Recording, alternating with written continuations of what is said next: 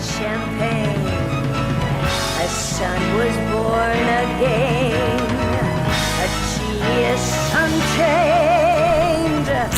Hello and welcome to the Fisher Protocol, the show where saying The Who is the greatest rock and roll band of all time is not subjective, but everything else is.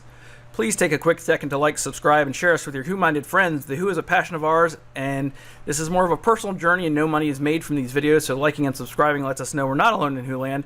Constructive feedback is always welcome, either in the comments below, or you can follow me as I spout Who-related content on Twitter and Instagram at Fisher Protocol.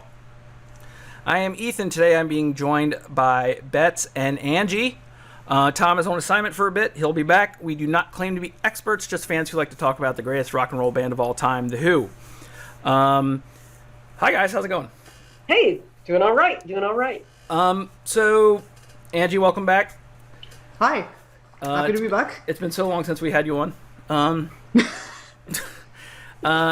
So, I've been kind of threatening to do this or not do this for a very long time. One of my biggest points here at the Fisher Protocol is to be very sensitive to people's entry points into why they like The Who. The first thing I ever saw from The Who was I saw Tommy the movie when I was 5, but I didn't really know what was going on. But then I really got into them in 1989 when I saw them do the Tommy at the Universal Amphitheater, that famous concert with the clip-on earring. You know what I'm talking about. And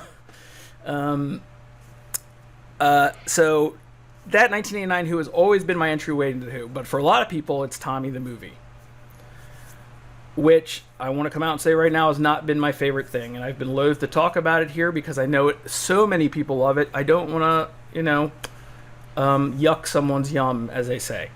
Okay? So before we get into Tommy the movie, which is what we're going to talk about today for a little while, I wanted to get... Betts, what's your experience with Tommy the movie? Like, when you're introduced to it, that kind of thing. Oh, okay. So, summer of 75. I'm 11 years old. It was everywhere. It was that summer, and like I said, you just saw everybody talking about it. Signs everywhere and all that kind of thing. I asked my mother what this was about, and she said it was sick. She didn't want me to have anything to do with it. It was sick.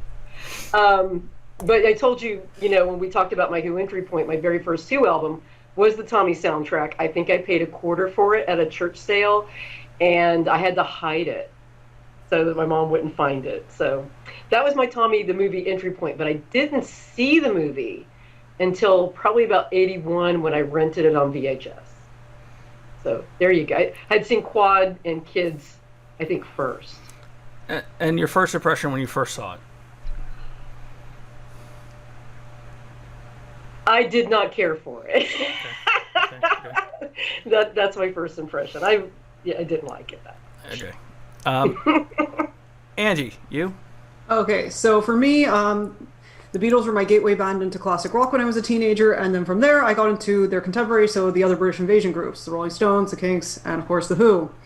And I wanted to get into everything The Who ever did. I mean, that's what you do when you're a millennial and you have the internet at your disposal, the world's your oyster, get into everything, so listen to all the albums. So I found out, they did movies too, like the Beatles? Oh, cool, I want to go watch this. So I decided to watch Tommy. Now, I love the movie.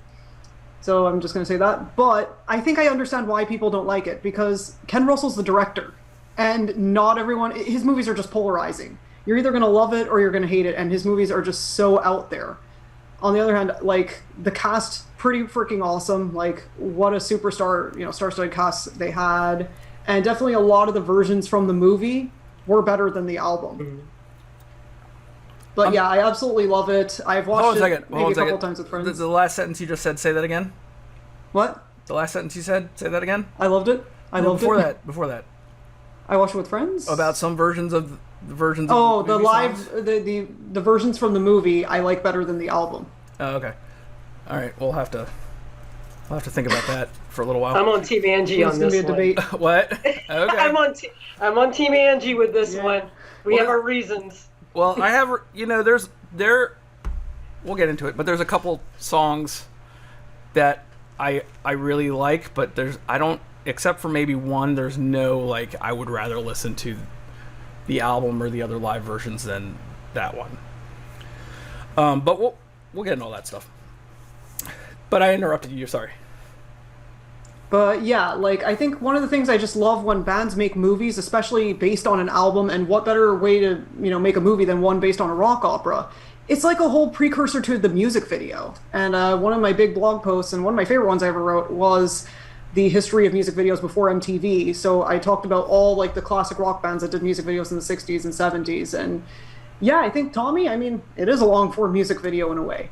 And I liked it better than Quadrophenia because it was a musical. Like, it wasn't a movie, but that's the soundtrack. And I think I like musicals a lot. And there's a lot to parse out here with, like, versions that are on the movie soundtrack that are different than there actually are in the movie, because there's a couple of those things happening. But the reason I want to talk about it is, trigger warning for people that don't like people with kids. I have a kid, and I watched Tommy with him last week for the first time. He's 10 years old. He listens to The Who as much as I want to listen to The Who sometimes, which is sometimes very much and sometimes a little. Just to give you some background on his relationship with Tommy, I gave him the whole story. Of course, we drive in the car, and he wants to know the story of Tommy, and I try to tell it to him as the songs are on. And of course, I skip Fiddle About, and I skip Cousin Kevin because I want to censor him. But, it's uncomfortable. Yeah, I'm not ready to get into that stuff yet. And I told him when he was 10, he could start asking about this stuff. And so I had gotten a new copy of it, and so we decided to watch it. It was snowing in March, as it does in Maryland all the time now. And so I watched Tommy with my son, and he has heard me say Tommy the movie and roll my eyes. Right? But I haven't really gone deep with him. I haven't given him any imagery. Basically, I don't want to discuss the Cousin Kevin stuff when he's too young. I don't want to discuss Uncle Ernie stuff when he's too young. And I don't want to have to deal with someone that wakes up in the middle of the night because they have the Acid Queen sequence in his head. Right? And those are like my three main points. Yeah. For not letting him watch the movie till now. So we watched it. I don't blame you. Go over what his reactions were and what your reactions are on some of the parts of the movie. Is that cool? Yeah. Yeah, like, that's definitely not a movie for kids. And, like, I think definitely, like, I remember when I was that age, I think that was the first time my dad showed me West Side Story, which that's not so bad to show to a kid. And then the other one was Annie Hall. That one, like, a lot of it went over my head. That's a lot to just, like, show a 10-year-old, like, yes, I love this movie, now you need to watch it. And then I was like, some of it I found funny, but then a lot of it I was just like, wait, what does this mean? Yeah. Yeah. And I'll get to the points as we get to them. Just to go through what he thought of it, because this is kind of his journey through it. We watched the overture. He understood it was the war. He understood Captain Walker. He understood It's a Boy. Which, I really like pieces of songs from this soundtrack, but it's very hard for me to find a full song. Like, there's amazing, like, the Captain Walker part sounds amazing to me. The stuff around it doesn't sound great. The overuse of synth really kind of bothers me at the beginning. I don't know, Bets, is that your thing? I mean, I don't know. I thought you liked the movie. You're telling me now you don't like the movie. I'm not sure. Oh, me? Yeah. It's one of those things. For me, the soundtrack sounds real similar to Quadrophenia with all the synths and everything like that. Right. I have really ambivalent feelings about the movie because, like I said, there's a lot of it I like. At the beginning of it, I thought was great, and then it kind of kept going. And it's kind of more of an artifact. Right. Now, it is very Ken Russell-y, as Angie said. So you have to kind of view it through that filter. To get these videos when I was younger, Angie, this is one of those boomer talks down to millennials to tell them how bad life was, kind of deal moments. After I saw this movie, I was like, oh, Roger Daltrey was in this movie about Liszt. I gotta get that. So I gotta go to a video store. I gotta find it in their big book. They have to find the catalog number. I have to order it. I have to pay $50 or whatever it is. I have to go home. I gotta wait 3 or 4 weeks or 4 to 6 weeks, then come back and get my VHS shiny copy of Listomania and watch that piece of shit. All right. So It's a bad movie. yeah, But it's one of those, like, so bad it's good. Like, my husband and I, my husband, his group of friends in his PhD, they love watching, like, ridiculous movies, especially, like, Bollywood movies. And I'm like, Tommy's one of those ridiculous movies I really wanted to get his friends to watch because I'm like, it's just so weird. It's camp. It's totally camp. I love it. I love Yeah. that about it. but like I started to get questions from my son about very specifically, like, what's that thing Anne Margaret's laying in, like the Yeah. war shield, whatever. I was like, I don't know if those existed. Maybe they existed in houses. I didn't know. Maybe that was an English thing during the war, or maybe it was made up so we could actually see what she was going through while her husband was away, and it was during the Blitz. I don't know. Yeah. Here's where it gets interesting, because here's when I first start to, like, writhe in my seat and not scream at the scream to try to, like, have him have his own opinion. This Bernie's holiday camp situation. I really didn't want to turn this into a hate fest on Tommy the movie. I'm really going to try hard not to. But the biggest problem I have with the movie is Oliver Reed. Oliver Reed is a tremendous actor. He's a tremendous musical actor. I don't think he's very good in this movie. You're not the only one, because Okay. there's a story. I have this great book, Hellraisers, and Okay. there he is right there. And they talk about the making of Tommy. And Reed, knew he couldn't sing, but he was a favorite of Ken Russell. So Ken Russell wanted him in the movie. So he was real intimidated about having to sing. And the first day he went into the studio, he kind of croaked through a couple of songs, and Pete was producing, and Pete just came unglued and just, like, lost his mind and, like, started screaming. Good. Started screaming at Oliver Reed and scared him to death. And I was like, Oliver Reed could handle himself in a fight. And here's gangly-ass Pete Townsend just, like, intimidating him. And I'm like, but yeah, he couldn't sing. He knew he couldn't sing. Facially, expressive-wise, he's great. But he's not very good singer. Yeah, no, I did not like his voice, especially, and the Uncle Ernie, like, right before Uncle Ernie, I was like, no, that grates on my ears. And also, I think it's alright. No. and this is where my son's real, like, osmosis who knowledge just by living with me starts to seep through a little bit. I think he said, no, he didn't say, I think, this is what I thought when I first saw it. I was like, it's supposed to be Ernie's holiday camp. You know what I mean? So Bernie, and then my son, bless his who-loving soul, says, so yeah, but this is after World War I because 1921. And I'm like, just wait. Right? Just wait. And he's like, and he just keeps going off as kids do that age about how smarter they are than you. Kids think they're smarter and they know everything. And he loves 1921 from the album Tommy. Yeah. And he's like, so this is totally post World War I. And I'm like, it's not. Just wait. And he's like, all right, well, this... And he literally says this is where I know more about The Who than you, Dad. Because the song is 1921. Of course, in the back of my mind, I know 1951 is coming up. Right? Yeah. Yeah. So, 1951 comes up. By the way, I really, really feel that organ intro in this version to 1951. This child I was sitting with got so mad that they changed the lyrics to 1951. And he got so mad that Tommy's father didn't kill the lover. It was the other way around. He seethed for about the next 15 minutes. He got so mad at the plot changes. And and I never brought this up to him before. Like, it's just something I didn't stay away from. And I just, after a while, I had to say, hey man, it's not that important. Let's move on. You know what I mean? The reason they changed the setting is just because it was just more relevant to the viewers. I mean, Yeah. It makes perfect sense. And it makes perfect sense.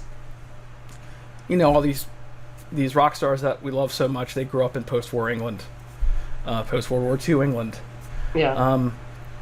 It just makes sense. And there's a great shot. That was one thing that really stood out for me, was when they're entering Bernie's holiday camp. you see the bombed out buildings behind them. Oh yeah. And then you enter the camp, and it's a fantasy world, and you're in Fantasyland. And that was a standout shot for me. I really enjoyed that. And it was really crazy for me at that age seeing English culture from that perspective. Yeah. I didn't know what a holiday camp was. You know what I mean? Yeah, I think the closest thing I'd been to one in America was this one resort it was a family resort in Vermont called Smuggler's Notch. Yeah. That seemed like the closest thing to a holiday camp because everything was pretty much on the grounds. They had a restaurant there. They had a bunch of cabins. Yeah. They had a kids camp. They had a pool. They had a water park and. Did they have Patrick Swayze teaching dance? No. All right. Sorry. Dirty Dancing fan, not gonna lie. Amazing Journey, I do like some of the different lyrics. I like the way it sounds. I was like, hey, this is where it gets cool, watch it. You know what I mean? And he picked up cool stuff, and I was very happy about that. Christmas makes me want to slit my throat in Tommy the movie. Yeah, the kids were so obnoxious in that. But the fact that they changed it, you have the bells and you have Anne Margaret singing a Christmas song, so it sounds cool. But then I think it's a Cobwebs and Strange Easter egg with the kids blowing the... Yeah, that was annoying. What was next? Okay, so Eyesight Blind is a big one because it goes from baby Tommy to Roger Daltrey. My son looked at me with because he just didn't know, wide abandon in his face going, Roger Daltrey's in this movie? But you know what bothers me about that is why, the kid didn't have blonde hair and blue eyes. And then suddenly you have blonde hair, blue eyed Roger Daltrey. I'm like, what? I think they tried to give the kid blonde hair and blue eyes, but the kid does not look like Roger Daltrey. Kid had brown eyes, I thought. Kid does not look like a Roger Daltrey at all. No.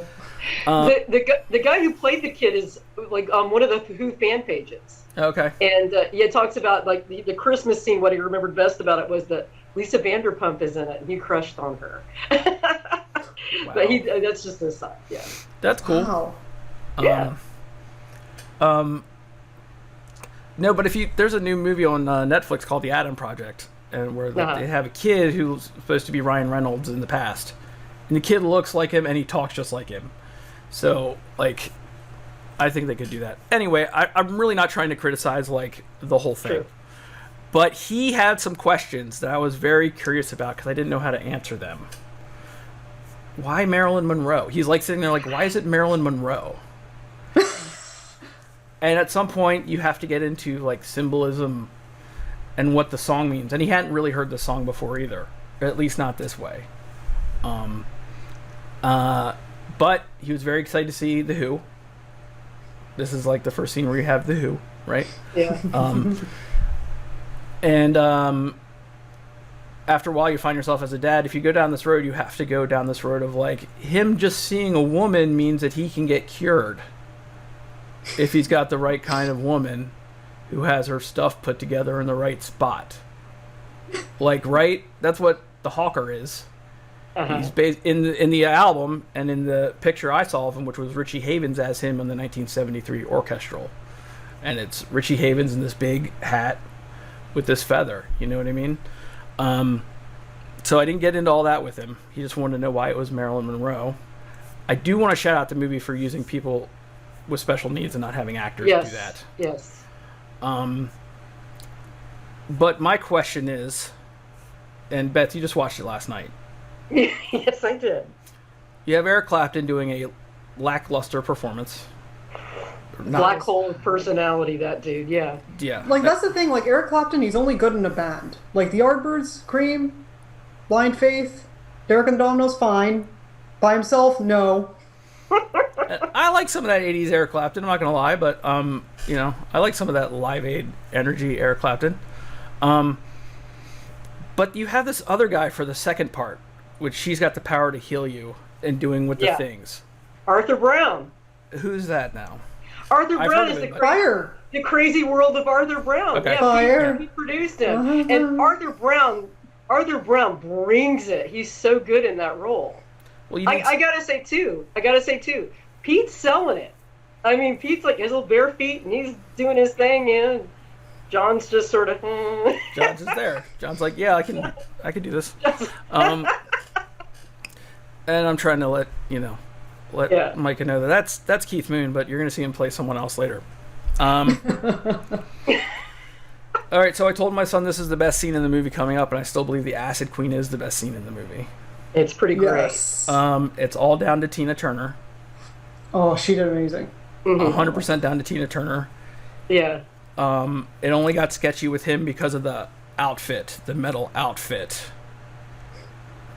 I was trying to explain to him that she was giving him drugs, but this is kind of a metaphor for how it feels going into his entire body, even though she's only giving him from this syringe. All of it's terrible to explain to a 10-year-old. All of it. None of it's good to explain to a 10-year-old.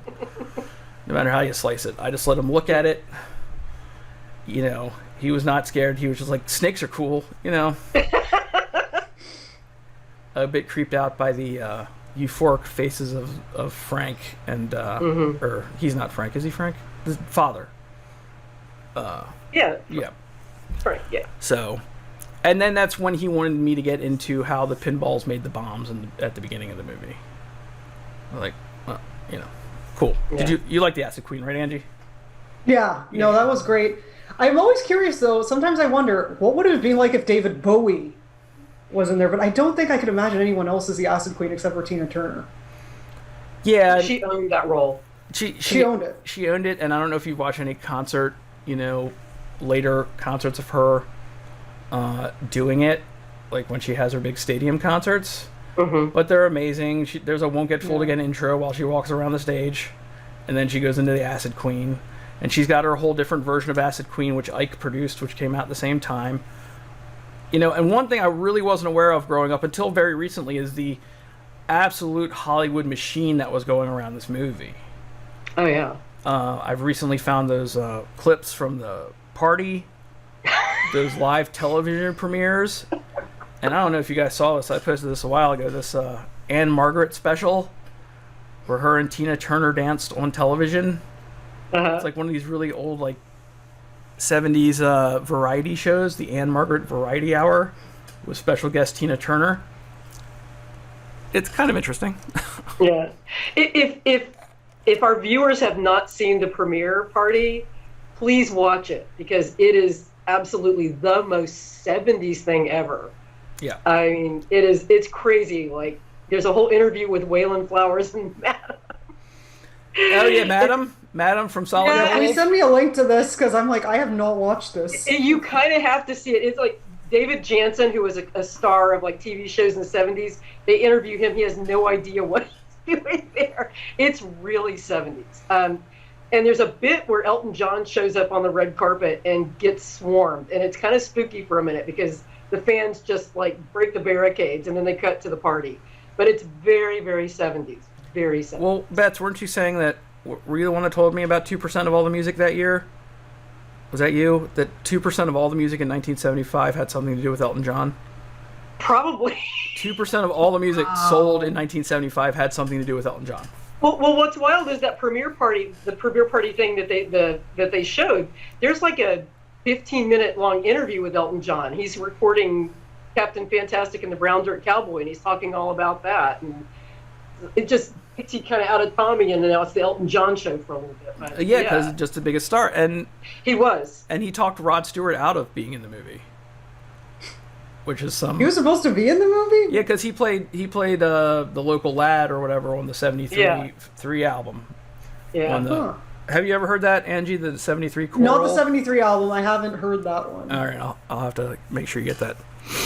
Yeah. It's good. It's good. It's got Mary Clayton. Oh, she's good. She plays the Acid Queen on that.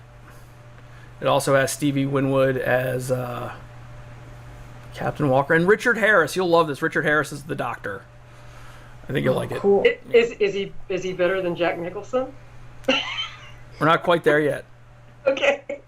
But that will be that's not going to be a happy segment for anyone.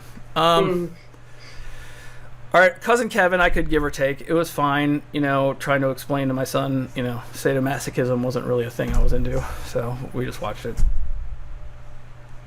You know? Okay. Now, really uncomfortable was Uncle Ernie, of course, sitting there watching it with him. I told him I wasn't going to fast forward anything. We were just going to watch the movie.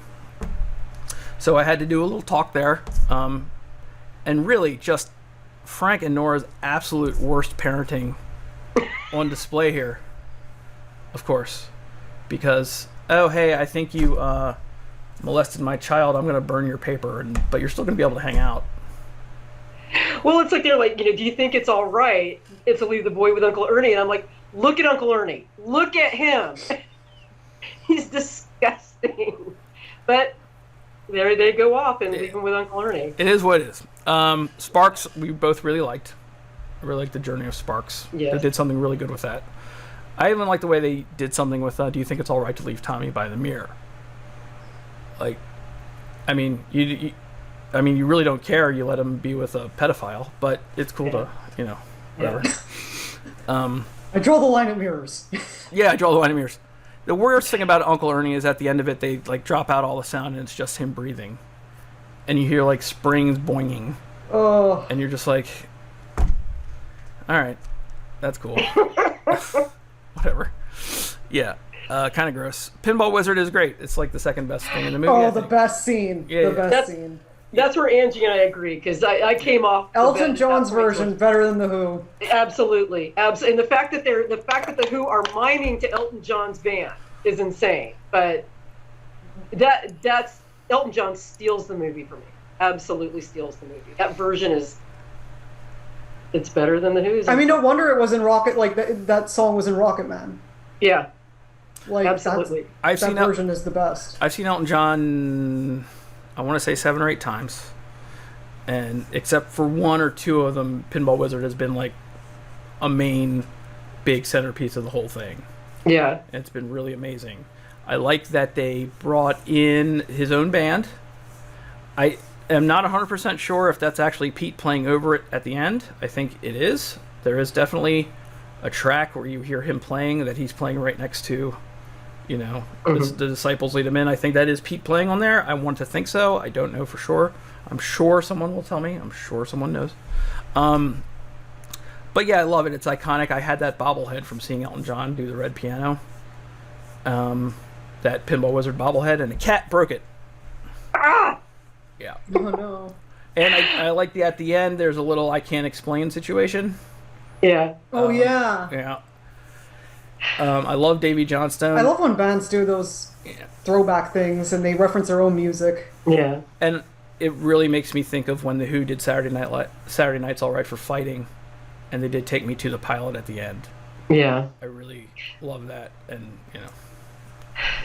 Just an observation, though. Mm-hmm. When you go to the credits and it's John Entwistle is himself and Pete Townsend is himself, then I start to wonder, like, are they part of the Tommy extended universe? And if so, the Who don't exist, but then these guys just like show up at random events like the pinball contest and at church and that kind of thing. Something to think about. Where do you think go? I'm just trying to find my Tommy thing. Hold on. Okay. But yeah, like that's so weird. Like, what if the Who are just a figment of our imagination? Exactly. Like I said, they're just 2 random guys that show up at your event. So, the Who don't exist in Tommy. how much would you guys think this is today if you found it? God, I'll say $12. Prices right. $8. This was $8. Okay. Wow. Adjusting for inflation. The musicians: Elton John, Eric Clapton, Keith Moon, John Entwistle, Ronnie Wood, Kenny Jones, Nicky Hopkins, Chris Samuels, Yes. Fuzzy Samuels, Caleb Quayle, Mick Ralph, Graham Deacon, Phil Chen, Alan Ross, Richard Bailey, Dave Winter, Tony Newman, Mike Kelly, Dee Murray, Nigel Olson. Interesting. We pissed off so many people, Angie. names. Angie, we pissed off so many people with Nigel Olson problems. Wait, who's he? He's Elton John's percussionist. He's Elton John's drummer. Oh my God. Ray Cooper, Davy Johnson, and a whole bunch of other names. And Nicky Hopkins helped with the arrangements. Also very nice. Yeah. Very nice gatefold. Oh wow, that's really cool. Great packaging, yeah. Oh, I love gatefolds. And you can't beat that image. I love that image of Roger Daltrey upside down. Yeah. Angie, I remember you photoshopped me. I photoshopped you. You didn't respond, I got a so kick assumed out you of didn't- it. I didn't suppose you didn't like it. So No, I got a kick out of it. I laughed like, oh my god. All right, so this is fun so far. Another fun conversation I had with him was champagne, right? So I'm kind of a champagne stan. Like, it's my favorite, like, extra piece written. Like, I'm going to put this in I Believe My Own Eyes as Tommy extra songs that I really, really like. Yeah. Not a fan of the beans thing, right? Just, it's a bit much for me, the beans and the chocolate. You like the beans and the chocolate? Are we beans and chocolate ladies here? I mean, the commercials are cheesy, but Anne Margaret rolling around in that, I'm like, fan service. Yeah. The answer? Why? Because of the Who Sell Out? Like, I don't know. I just, like, I think Anne Margaret's pretty. Yeah. She is pretty. For sure. And some of those pictures from that set are amazing. Didn't she? She got injured too, didn't she? She like slipped in the beans. Yeah, like she cut herself with the glass. Yeah, she got pretty hurt. Thanks, beans. Thanks, beans. I was definitely trying to film my son before the beans happened to see if like I could catch a reaction, and I didn't. Oh, I did, but he made me delete it. As soon as he saw the beans, he was like, "This is like the Who Sell Out," and I was like, Right. You win. You're definitely my kid. It's awesome." Yeah. I didn't prompt him to say that. That's what's so great. Anyway, so I'm a fan of champagne. When I was a kid, I think I told the story before, I had the tape of this soundtrack, and I took it to camp, and it was a hot ticket. It was a hot commodity that, from the older campers, they wanted to get and like dub my Tommy tape, because they all wanted champagne. Weird. All right, so this is a Hollywood production. We've talked about the Hollywood of everything. So I found out recently they had a chance to get a Hollywood star. They had the chance to get the biggest star, one of the biggest stars in Hollywood at the time. They had a chance to get Jack Nicholson, and I don't blame them for taking that chance. For the fifth time I've said it on our show, this version of Go to the Mirror is the worst thing ever associated with The Who. I don't know how you guys feel about it, but Yeah, it's not memorable. if it's memorable for how bad it is, and if you take out listening to you from that song, I don't know what you're doing. And I get it now. I rewatched it. It's all about the doctor, flirting with Anne Margaret. I saw all that, but it's just how much that song means to me in my, Who history. I cannot stand it. Yeah. Yeah. It is. We're kind of beating a dead horse here. We guys, remember, we are liking some things. Yes. Okay, we're liking things. Go to the Mirror is good. Yeah. But not Go to the Mirror, but Smash the Mirror. Yeah. Always good. And I love, as I said before many times, this new same chords but different a way to strum them on I'm Free here. And it's a great moment when she throws him through the mirror. It really is. Yes. Yeah. Mother and Son I can really live without. But the fact that Roger Daltrey can sing now, because he's in this movie for a long time and doesn't open his mouth. Right? Yeah. As we all know. Do you like Mother and Son, Bets? It's fine. At this point in time, after the mirror sequence and all that, the movie kind of goes downhill for me a little bit, and because it's all at this point, it's like Roger's going to climb some stuff, Roger's going to run some, he's going to hang glide. It's all right. It's I liked all this kind of surreal stuff at the beginning. At this point, I was sort of losing my thread. He's very athletic, that Roger. Oh yeah, very much so. Oh yeah. my god. Yeah. What's his workout routine? And Margaret. No, I'm sorry, I shouldn't have said that. Anyway, that's not right. Okay. Sally Simpson. I do like the added verses. It was cute. I play a lot of digital pinball, and my digital pinball icon is like the cross with the silver ball on top. So when my son finally saw that, he said, "Oh, I get it." I'm like, all right, calm down. I had to do a lot of explaining of Sensation because he was like, "Why are there gangs? What's going on?" Yeah. So, yeah. And I'm gonna skip to the end here because I mean, unless you guys have something to say about like everything that happens from here to the end of the movie, because it's really. Angie, I don't want to be rude. I feel like we're destroying, just talking smack about something you probably love. Is that what's going on? I mean, I like it, but I don't take it personally. Like, honestly, if someone doesn't like something, it's like, whatever. I mean, I still doesn't take away my enjoyment of it. Yeah. And for someone who has a lot of problems with it, I certainly have seen it quite a bit.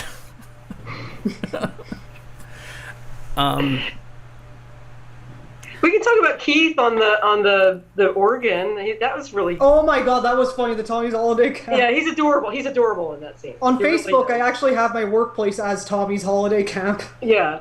I haven't He's changed cute. it since. Like, I was like, yeah, no, that's perfect. So it's cool that the uncle who molested the kid is still around. That's cool. That's cool. I'm just saying. I'm gonna say something that did Cancel bug me. culture is not real because that happened. Yeah, we're gonna Right. cancel Keith 50 years later. One little continuity thing that weirded, I don't know why I stuck on this, but during Fiddle About, Keith's got his tooth in, but it's blacked out. So, And is I- it that- is it in that was towards just the a end? detail I noticed. Is it there at the end? Is it there at the end as well? We don't see him that close, do we? I don't know. Yeah. I know that like, you could just I know take that your he's not tooth playing out, that man. organ with his feet. That's all I know. My illusions have been blown apart. That wasn't today. We did that before, right? That's not a It- today it- thing. yeah. Yeah, okay. Micah, my son, Fisher Protocol Jr. I'm never going to edit this. He did not know why the parents had to die at the end. And then I said, I'm talking to the people about Tommy tomorrow. What'd you think of the end? He goes, I just have one word for them. And I said, what? He goes, why?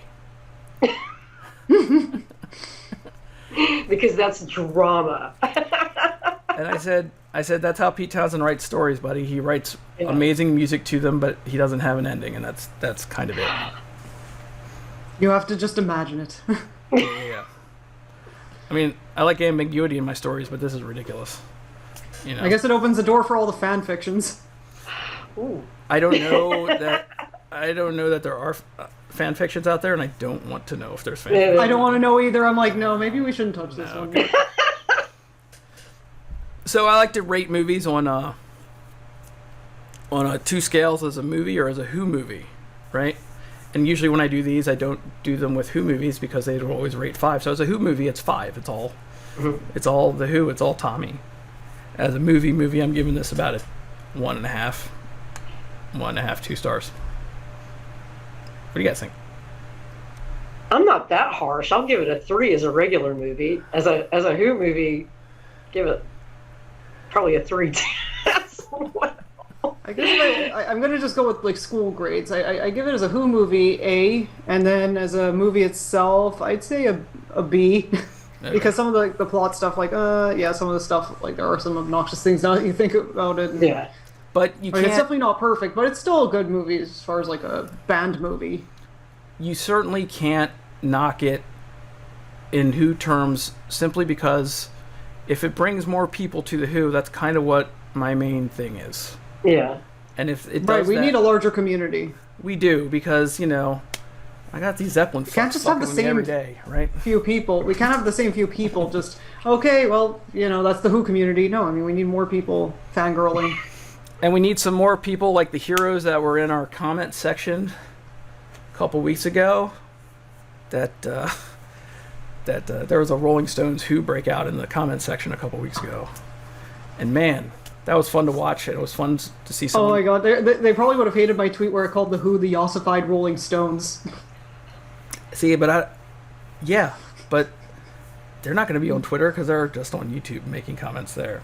Oh, YouTube comments are probably even more cancerous than Twitter. But one of our my new favorite guy was basically like, "Hey man, this is a Who community, and we don't need your Rolling Stones BS here. Get out." And I was like, "Yes, all right." Hey, thanks for talking with me about the movie I said I would never talk about. No, my pleasure. And thanks for joining us all the way in Ireland. I know it's late now. And Oh no, it's not that late. It's still sunny. Like it's what time is it now in Ireland? 4:16. 4:16. Yeah, almost Okay, not 4:20. bad. Not bad. Yeah, no, I mean it's finally at the time of year where it's it's not dark at this time. And as soon as we find out when Tom's back, we will get together. I think we're gonna do a little a quick one review action, and maybe. Oh, I'd love to be part of that. Yes, empty glass, because that's the first thing I asked you to do. Okay, I so need you'll to come re-listen back. to that one. Yeah. Yes, you should. And The The premiere. premiere thing. Premiere party. I only think half of it's on YouTube. I didn't see the other half, right. but it's interesting. I mean, any bit of it would be cool to see. Yeah. Okay. All right, guys. Thanks for coming, everybody. Thanks for watching. We'll talk to you soon. Bye. Bye. Blind, he can't hear the music.